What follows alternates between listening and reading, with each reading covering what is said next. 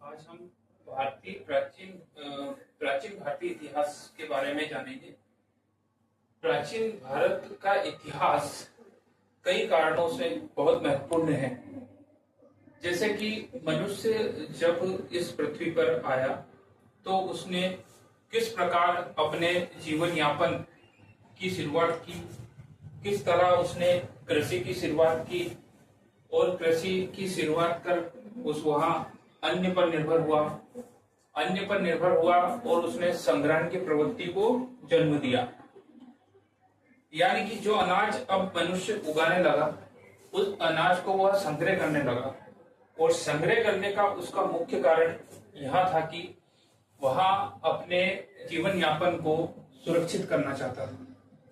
इसके साथ साथ यहाँ हम प्राचीन भारतीय इतिहास के अंदर कई लिपियों भाषाओं के बारे में भी जानते हैं। वो वर्तमान में जो शैलियां अभी प्रचलित है वहाँ कहीं ना कहीं उन पुरानी लिपियों से ही प्रभावित है और सदियों के बाद वहाँ यहाँ तक बनकर आई है।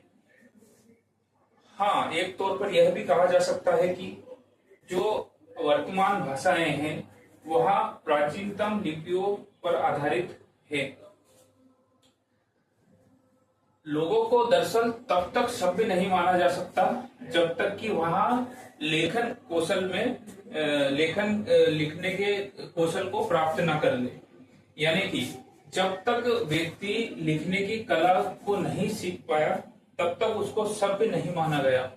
और जहां उसने इस प्रवृत्ति को अपना लिया और वहां लेखन क्रिया लेखन कौशल में कौशल सीखकर तो लेखन की प्रक्रिया को आगे बढ़ाया, तब जाकर उसको सभ्य माना गया।